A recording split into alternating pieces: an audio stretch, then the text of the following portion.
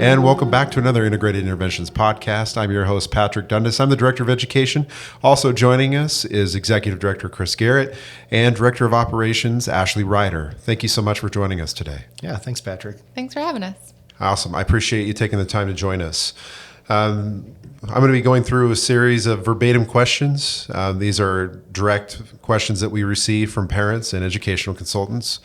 And I know that you've heard several of these and you'll be able to answer them better than I ever could. So let's go ahead and start with the first one. Why do we have communication holds? Always a good question. I think most parents that send their students into our program are used to a communication hold or something like a communication hold. And oftentimes, we're bringing in students from other programs. Maybe they spent some time at home. Parents might feel like they've made a lot of ground in terms of their relationship with the student. And then they come to us and we're asking for a communication hold. The main reason why we look at communication hold right off the bat for that first 30 days is to help the student shift their focus on who they're dependent on, right? Typically when they come to us, they're dependent on parents to solve problems or answer their questions, that sort of thing. And we really want them to depend on the program and the program staff to start building a relationship with them so that when an issue or a situation comes up, they're reaching out to us and not mom and dad. We want to start fostering a more adult relationship with the parents as opposed to the parent-child relationship that they're used to. The other piece to that I think is a good thing to think about is that not every student comes in with a communication hold. We are custom fit. So if we take a look at a student and we feel like they shouldn't have a communication hold right off the bat, or they're coming into the program and they could benefit from some contact with parents, then we would definitely have that on the table as something that they could do. So it's definitely customizable in that way, but general default, expect to have a 30-day communication hold. All right, next question centers around students taking on their own bills. Why should students take on their own bills? Why is that important? I think first and foremost, it teaches responsibility. When students first come into program, they are shown the integrated farm as well as the integrated thrift store if they're an Idaho-based student. If they're a Texas-based student, there are ample opportunities for work as well. And when a student is working for the program, they are first learning how to pay for their grocery card. So students have a goal of working a minimum of 5 hours per week to be able to budget and pay for those groceries. Then as time goes by, then we'll start to add other layers to their financial responsibilities as well. It could be if the house is not equipped with a washer and dryer, they will then pay for their own laundry costs. Or if a student wants faster internet or a certain type of cable, then we'll build that into their bills as well. So it's taking those smaller steps to be able to take on more and more responsibilities with the end goal in mind of being as independent as possible when they are done and leaving program. Yeah, when you think about a person's hierarchy of needs, people need to eat, right? Like that's at the basis of what they need to survive. They need to eat, they need to have shelter, they need to have these basic things. And the way most of us obtain those things is through work. We work, we earn money, we're able to pay for those things. So we're a young adult transition program. We want students to transition into real life. So the first thing we want to do is tie basic needs to work to build that work ethic. What are some of the bills that they may take on? I know we start with food. I know cell phone is an example. But what are some of the typical bills that we might encourage a student to take on? They might take over, like we said before, their internet bill or a cable bill. They may then work into saving for a vehicle. If they have a vehicle, paying for their own car insurance.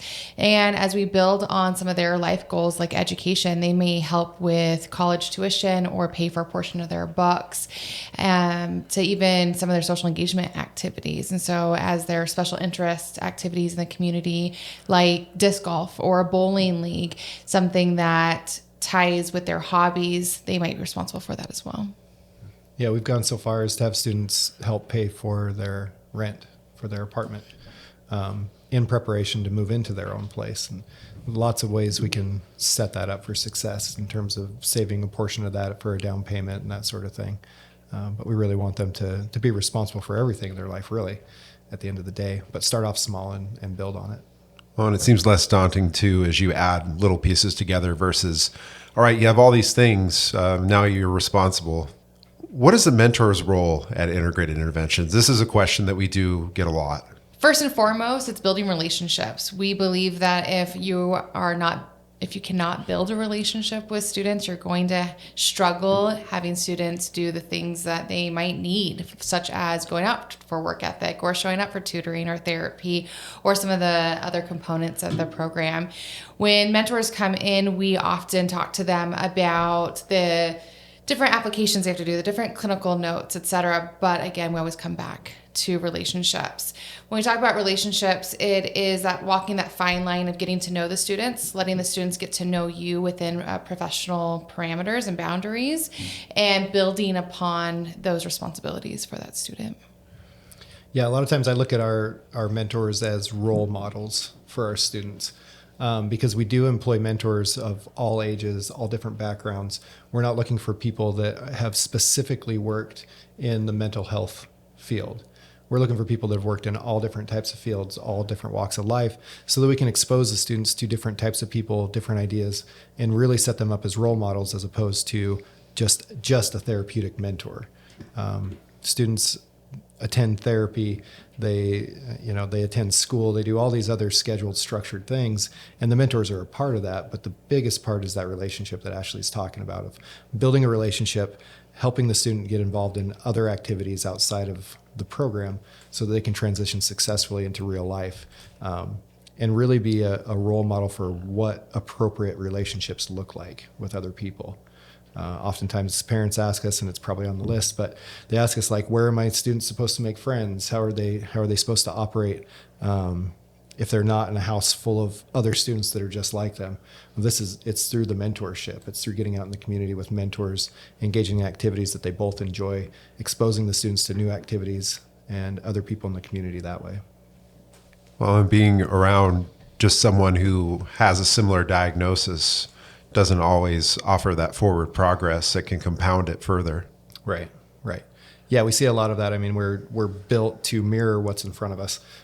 So if you have a household full of students with the same diagnosis, you're going to get a lot of mirroring. You're going to have a lot of the same behaviors that trickles throughout the entire house, throughout all the students it's unavoidable when you have that big of a group. So we really like to have the smaller groups and the students building calendars and schedules and going their own ways, building out their own life.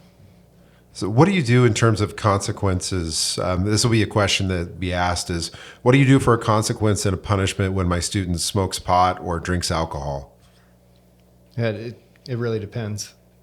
It depends on the student, depends on how they're accessing the substances. It depends on whether they're doing it out in public or in their house, that sort of thing. As a general rule, we don't allow substances inside of program houses. Okay, so that's the general rule. Some students come to the program, they're over 21, and they can drink socially, and it's not a problem. And that wouldn't be a problem for them to be drinking outside of their home, as long as it's not in the program house. Typically, though, we encourage sobriety with all of our students. That's where we start. Not all students are involved in that, and we rely on natural consequences. Most of these substances are illegal for students in the program, and if they get caught, generally it's a law enforcement interaction with them. We're not typically out to call law enforcement and force that interaction. We rely on the natural consequences, and we rely on, to be honest, our relationship with the student, encouraging them to make better choices than what they're making. We found that if you have a good, solid relationship with a couple of mentors, that can make all the difference in the world in choosing sobriety over this other type of living. So really it comes down to that. It comes down to consistency, trying to help them understand what the natural consequences are. Sometimes they have to live through it, and then we move on from there. I think it's important to point out that because we're having students pay for their own groceries and laundry and all the other adult items, that nicotine, alcohol, all the other substances are going to fall on them as well. And so if they're already having to learn to work for their money, nicotine is going to fall lower on that list, because when the students go out to a grocery store, nicotine is something that is not allowed on a grocery card, for example. And that's not necessarily a program rule. It's how the grocery stores are set up. As students get community-based employment and they are making their own money and paying their own bills, that might be a little bit more accessible.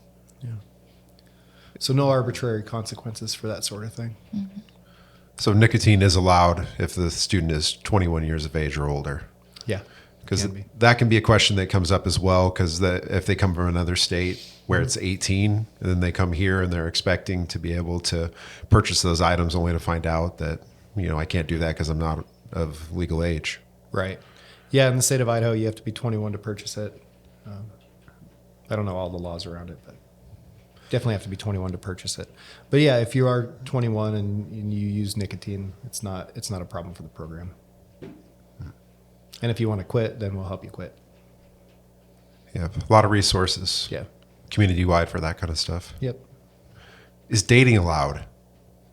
Absolutely. And I know that both of you can touch on this subject. Yeah, absolutely. We want our students to practice safety along anytime that they're planning on dating. So that safety can be working with their mentors or working with their case managers or anybody here in the program and learning what it means to have safe dating etiquette, to if they do meet somebody out in the community, being able to introduce their partner or whomever their interest is for that week to the staff here at Integrated. And again, it comes down to safety, not a control aspect, but we want to know that the dating interest knows that the student is in a program. We want to know, be able to describe their appearance to the police if that is something that comes about later on. But absolutely, dating is allowed.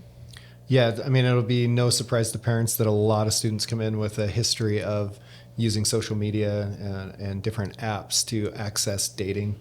And they think of that as dating, but it's not actually dating.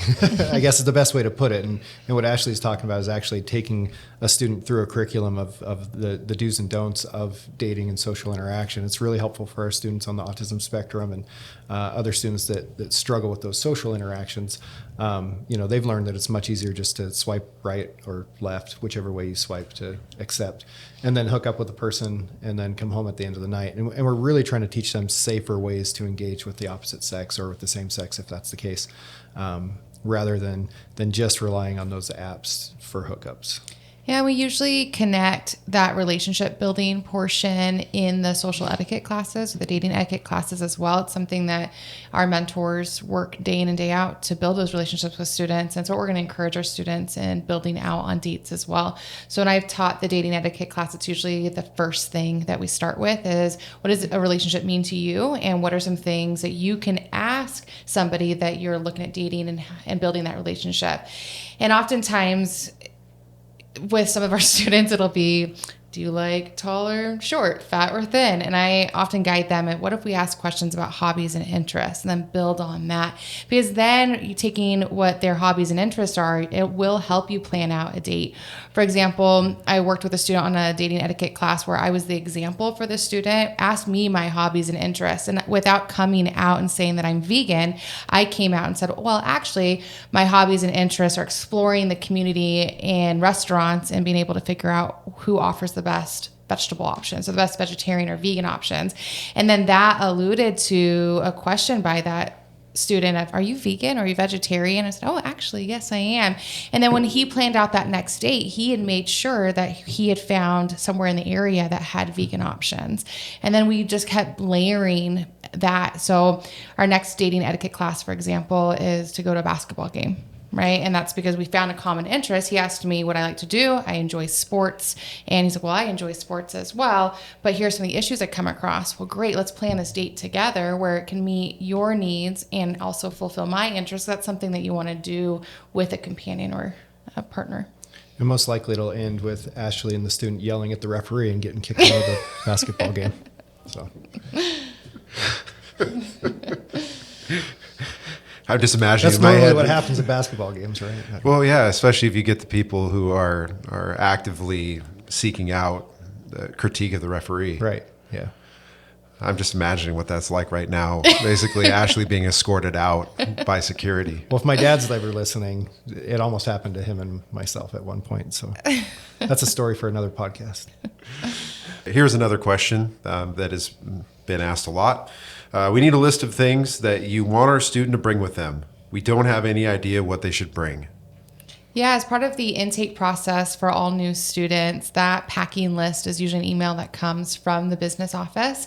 And parents are often surprised on how few items are on that list. So it's basic clothing items: jeans, t-shirt, long sleeve shirt, athletic wear, shorts, sweatpants, just real basic day-to-day attire that'll prepare them for the gym, for work ethic, for lounging around the house, going out in the community, etc. There might be a little bit of special items for the area. So for example, for the students coming into Coeur d'Alene, we're going to add snow boots and snow pants and a snow jacket, where in Texas in the summertime, we might add different needs there.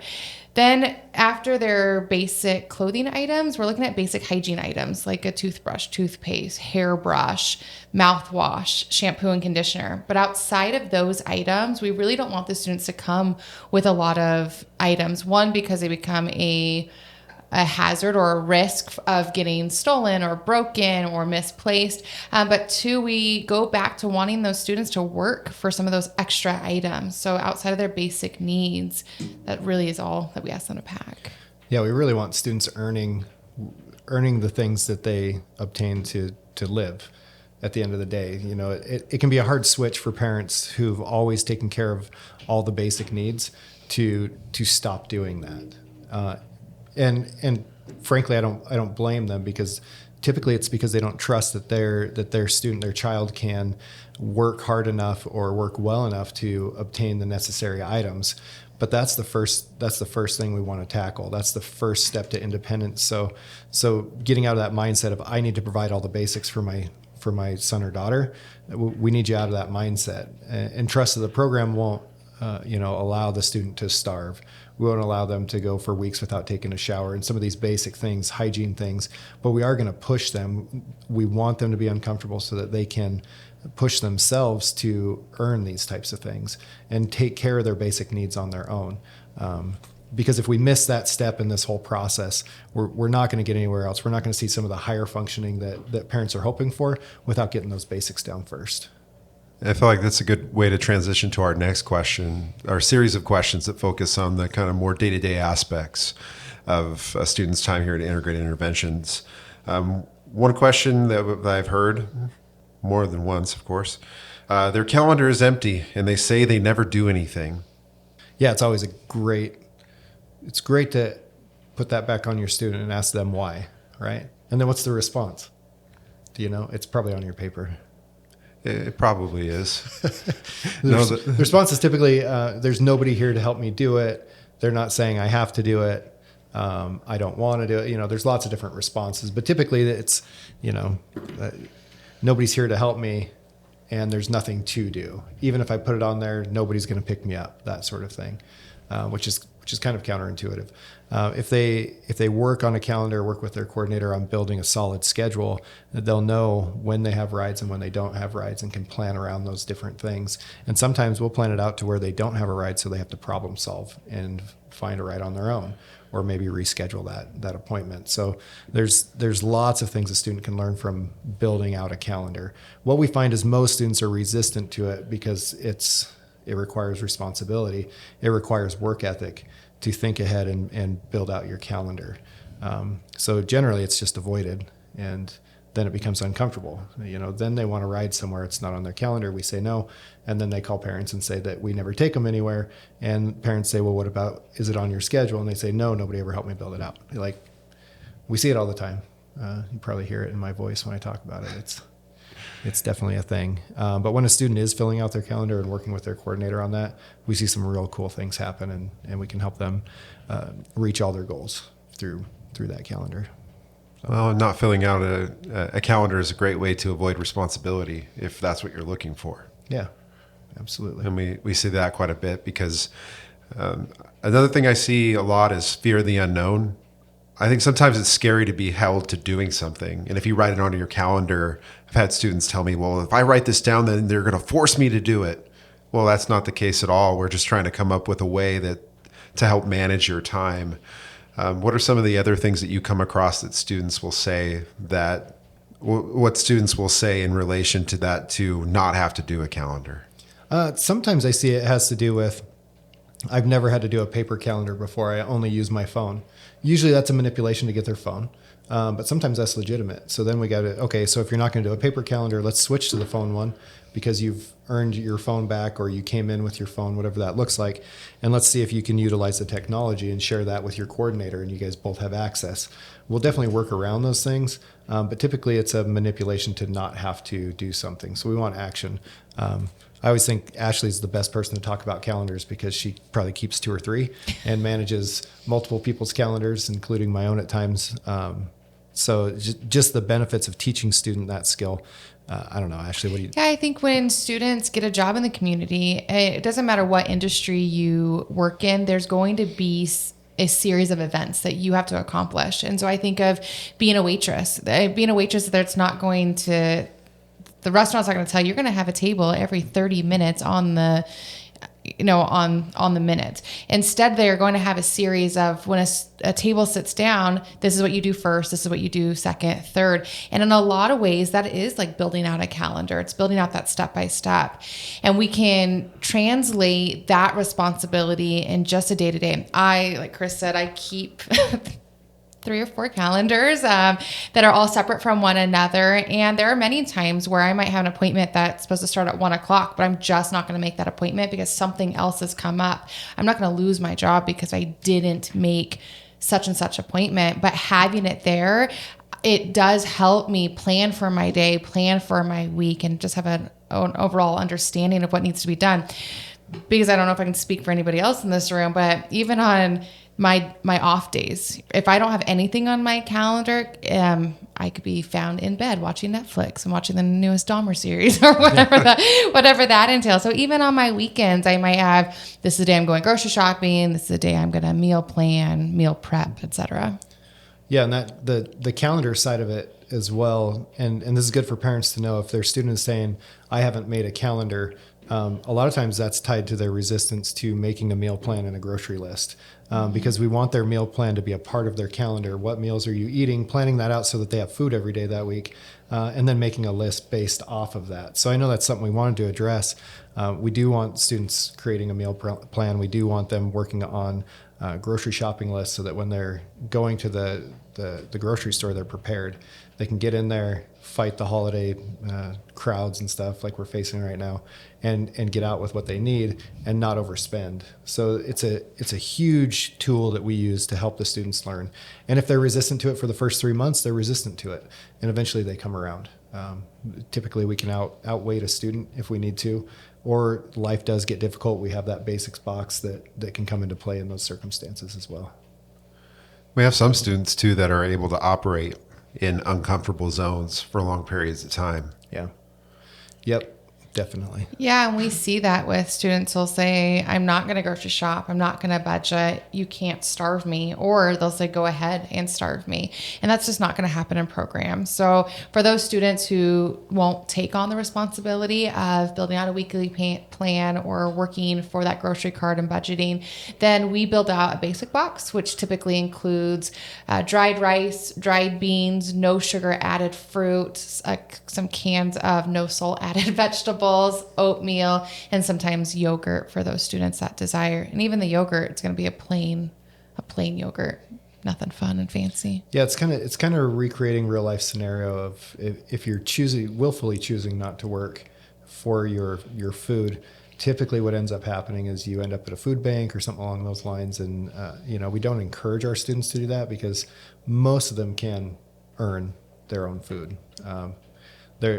From time to time, we have accepted students and have students that may not be able to do that, and we work out a custom plan for them that's different. But for a student that's capable, we want them to be uncomfortable and feel what it's like to have to really scrape by. And sometimes that works. More than often it works. There are a few exceptions to that, though, people that just never want to go there. But they should be used to the types of food that they're getting when they exit program, in that case. So. How does creativity land within this type of schedule? Because if you think of a calendar, you're like, well, how much creativity can there be? But there are a lot of creative options that we can put forth in a calendar. What are some of those options? So first, in building out their calendar, we ask them to enter work ethic portion. So that could be working at the farm, out at the thrift store, different community options. And then if there is an educational component like tutoring or driver's ed or financial literacy classes, we'll ask them to build those out in the calendar. Or if a student has a community-based job, entering that work schedule in first. The rest of the boxes on that calendar are built out in hour boxes they're blank. And if students really don't have a direction, we'll ask, what time of the day do you wake up? Let's fill in that box. Go and wake up. Do you take medications? Let's fill in that box. What time do you do your hygiene? What time do you do your cleaning? Then they'll really find that the program might feel like there's a lot of responsibility to hit work ethic and education, et cetera. But when they see it visually, they're going to see that they have a lot more empty boxes than they do filled boxes. So then we'll encourage them to look at free events in the community. They can work with their mentors and finding events on Facebook or events on posters or in the Inlander or in a newspaper, and sparking those interests. Or if they're not events that are in those kind of applications, then we will look at nature-based options. Do you like to go for a hike? What are you doing for physical fitness? What are you doing for a creative outlet? What are you doing for spirituality? And all of those lend to a creative side as well. Yeah, we definitely want students and parents to understand that we're trying to create a balanced calendar, a balanced life. So there should be blank spots on the calendar that aren't scheduled. I know parents oftentimes don't like seeing blank spots on calendars, but we really are trying to turn these young adults into young adults and not somebody who's being controlled by the program or controlled by their parents anymore. And we don't want to force them to put things in places that, number one, we know they're not going to do it, or number two, it's just going to create a power struggle because they don't want to do it. We need some kind of balance. And for some students, that might mean 4 hours a day of downtime where they need to just sit, veg, relax, recover from all the cognitive things they had to do earlier in the day that were overwhelming. You know, we see this with our students on the autism spectrum. They might need to engage in something that's stimulating in a different way because they've used up all the brain power on the other parts of the program that day. So it's all about balance. And, we always hope to have lots of things on the calendar. But we try to encourage students to put things that are interesting to them on the calendar that are going to help them move forward so they can be a part of their plan and be bought in and invested in it, as opposed to us imposing things. Another aspect that we like to talk to parents about when it comes to the scheduling is how we utilize our mentors in that process. Sometimes a student will have a very weak schedule at the beginning of the week, and we employ mentors to come in and build a relationship with those students. So the mentors can actually come in and take a look at that schedule and say, hey, I notice you have, time to do nothing on Thursday and Friday, and I'll probably be here on Thursday. Maybe we can plan to go for a hike, or maybe we can go bowling because that's something I like to do. I can introduce you to some people at the bowling alley, that sort of thing. So we definitely want there to be room for the mentors to influence those schedules as well as the student's coordinator. And even, I definitely welcome parents when they can jump in and say, hey, this student of mine used to like to do X, Y, and Z. And I noticed that, I jumped on Google and Googled your area, and there's 5 different events happening this week that they might be interested in. It's always good information to have. So we do want there to be some flexibility within the schedule, and also to help train them to get those bigger activities planned with our activities coordinator as well, which can be really cool. It can be anything from a multi-day activity down to just going somewhere, where it costs a little bit of money, but maybe you're taking a small trip to go rock hounding up in the mountains or something along those lines. So we want all that to come into play. Well, camping is a good example of a multi-day activity that we've had Mm-hmm. mentors take students on in the past that is usually met with a lot of enthusiasm. Sometimes we have students that have trouble coming up with ideas. It's been mentioned in the past about reverse scheduling. It's something that's a little foreign to me, but I know it's something that you're very familiar with, Ashley. Can you talk about what reverse scheduling means in this instance? Yeah, so there are some students who might not be resistant to scheduling out their day or even their week, but they really are just not in the habit of putting together a calendar. And so we'll have our students work with mentors in reverse scheduling, which means that they will go out for that entire day with a blank piece of paper. And instead of filling in what they're going to do, they will fill out what they've done for the day. And so if the student goes grocery shopping for that day for 2 hours, instead of planning for that grocery shopping ahead of time, they'll look at their watch and say, okay, 9 a.m. we showed up at the grocery store, and it took us 2 hours to go to the grocery store today. And so then they'll fill in that block for that, and they'll just go backwards. And they might do that for a couple days, a couple weeks, maybe even a month, until they can build out a pattern, and they will recognize that it takes me 2 hours every Monday to go grocery shopping, or I really enjoy when this mentor is working with me, and when this mentor works with me, I know I'm always going to go bowling. And so let's just plan for bowling that day. And so it's just working backwards to learn how to move forward or work forward on a calendar. And then they also realized too along the way that they were more capable than they realized. Yeah. I think that's an exciting thing, when you have those light bulb moments where they may have been doing something all along and they didn't necessarily realize it because of that muscle memory, or they've brought in previous things that led to them thinking they weren't capable. And then all of a sudden, like, wait a second, I do this, this, and this. And the schedule helps reaffirm that. Big question we've heard many times is, can my student have their cell phone in their computer, and how is that monitored and controlled? Great question. The answer is maybe. Yes and no, sometimes. So we're a custom program. Generally, as a general rule, we don't allow students to come in with those personal items like the telephone or the computer, but that's not necessarily true for all of our students. We would like to say bring as little from home as possible that costs a lot of money and means a lot to you. So a computer definitely falls in that realm. If a student has to have that for schooling or something along those lines, we can definitely talk to the family about that and keep it locked up somewhere. But as a general rule, we can take care of anything technological that the student needs to do in that first month of program. We can take care of it. It's not a necessity. So general rule of thumb, no, don't bring those devices. Don't even send them with your student if you can help it, because it just creates more problems on the end. On the flip side, if you have to send it with them, and we are going to set that up as a rule, expect them to be very upset when they don't have their phone or their computer for that first 30 days. But if it's something they absolutely have to have, then we'll talk to you about it and come up with a plan before the student enrolls in the program.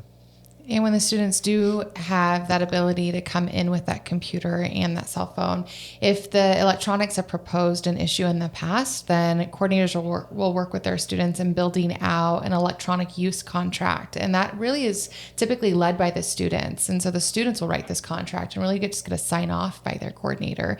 And that contract will just list not necessarily consequences, but more expectations. What hours do you plan on using the computer in between this time and this time? What happens when late at night you get really bored and you can't sleep and this starts to become an issue? That at what point do we then build in consequences? And it's not the program that's building out the consequences. It's really the students building out those consequences for themselves, and then the mentors and the coordinators just holding those students to the expectations that they've built out. What we'd really like to see when students come into the program, especially around phone usage, that's a great thing to put back on the student and tie to work ethic. If you want a telephone, you should be paying for it. A lot of students come into the program with the perception that devices and the ability to make phone calls and all this stuff is free, and it's something that should be provided to everybody for free. But the reality is somebody's paying for it, and usually it's the parents. We encourage our students to save money, buy their own phone, buy their own minutes or plan, however that looks. And a lot of times that's a basic flip phone right out of the gate, which are a little bit easier to monitor and control. And if they end up going through a window or against a wall, not as expensive to replace. So we encourage the students to build on that, as opposed to just handing them something that they already don't appreciate and don't appreciate the work that went into getting that for them. So another thing for parents to think about. Same with the computers. I love when we have a student that's been with us for a number of years who's saved up and fixed his computer a couple of times and bought a new computer based on work that he's done in the program and saving his money. It's taught him a lot about budgeting, saving money, and buying things and then valuing what you bought because you worked hard for it. Yeah, so definitely kind of realigning of values too along the way. Well, I appreciate you taking the time to join us and to talk about some of these questions, because we'll have people ask us these, but to have them in one resource, I think is what's really awesome about these family resource podcasts. Is this is number 4, and we'll be working our way towards part number 5 here down the road. But thanks again for doing that and adding your insights, because you learn a lot as you go, and both of you have been able to add a lot to what we bring to the table in terms of answering these questions. Yeah. Thanks, Patrick. No problem. Thanks, Patrick. Awesome. Well, thanks again. So this has been an Integrated Interventions podcast. Make sure to like and subscribe. All the things, social media, the IG, the Instagram. Make sure to check that out. And we'll see you next time.